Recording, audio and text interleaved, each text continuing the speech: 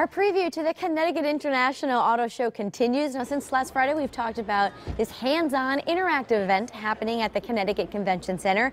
And we've also featured a couple of the newest vehicles on the market. Today, we're going to talk about the 10 questions to ask yourself when you're buying a car. Joining me now is Michael Lynch, the owner of Lynch Toyota in Manchester and the chairman of the Connecticut Automotive Retailers Association.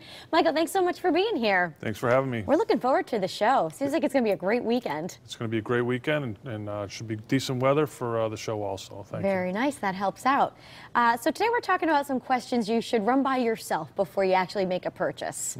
The first one we say is, do you prefer a domestic or an import brand, or does it really matter? What would you say? Well, I'd say these days that almost every manufacturer that makes cars that are sold in Connecticut and in the United States produces cars in this country. So there's domestic content in just about every car that you could purchase. Oh, that's comforting. I didn't realize that. Yep.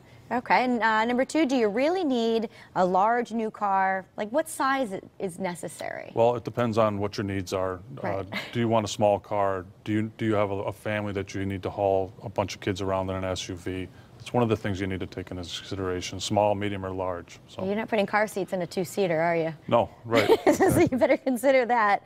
All right, do you need rear-wheel drive, front-wheel drive, or some sort of all-wheel drive? Well, in New England, you probably want to consider front-wheel drive or some kind of four-wheel drive. A rear-wheel drive is a little bit difficult to get around in the snow, so that's definitely a major consideration. Unless you get that two-seater for the summertime. True. Then it doesn't really matter. Yeah, third car or something like that would be great.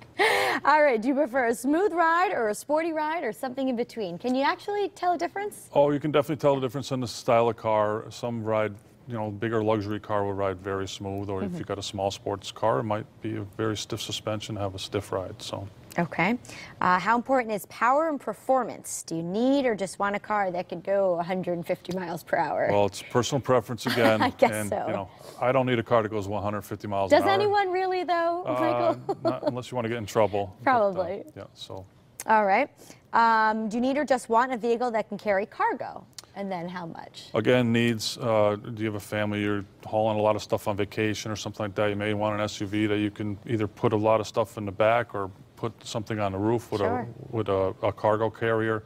So you need to look at that carefully also. And I guess you should consider whether you have a boat or a snowmobile, something you want to drag, right? If you need towing capacity, then you may need a truck or a bigger car or a fairly good sized SUV. All right, let's talk a little bit about gas mileage.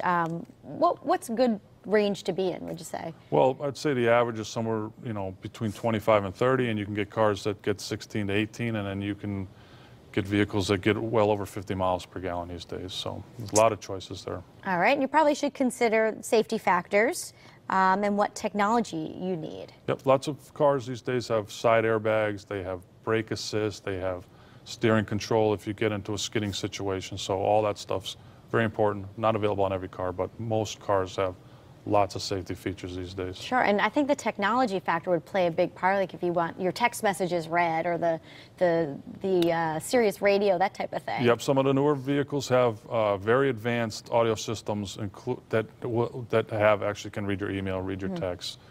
They can find phone numbers for you. That's great. Yeah, put really the phone in the glove compartment, right? Right, yeah, exactly. Michael, let's talk a little bit about warranty and coverage. What's typical? Well, most manufacturers have a 3-year, 36,000 mile, what they call bumper-to-bumper warranty. And then some manufacturers have an extended warranty that usually will cover the powertrain, which is the engine, the transmission, the major components that make the car run. And some of them are up to 100,000 miles. Oh, so wow. if that's really important to you, then it's important to look around. That could be a decision maker right there. Sure. And then lastly, how much do you want to spend? You got to take your budget into account. I know this is a personal thing, but... Right. Well, that's probably one of the biggest items you would have to take into account, but you should also consider how much you might incur in interest charges, insurance costs, how much fuel you're going to use, what's the property tax going to be on the car. The more expensive the vehicle, the more operating costs you're going to probably incur. So those are things to look into, and a lot of these questions can be answered at the auto show this weekend. That's right. Right? A lot of hands-on activities as well, right? There is, yes. The auto show's open this weekend, starting Friday and Saturday from 11 to 9, and we're going to close early on Sunday at 5 o'clock.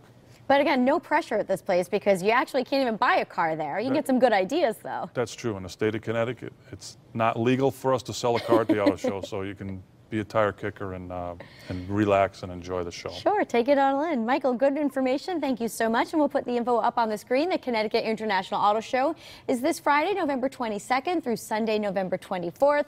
For all the details, just log on to conautoshow.com, and I'll be up there Saturday. Looking forward to it. Okay, great. Glad to hear that. All right, up next, Dr. Ellen Bass shares some fast, fresh, and healthy items for your Thanksgiving menu when Style returns.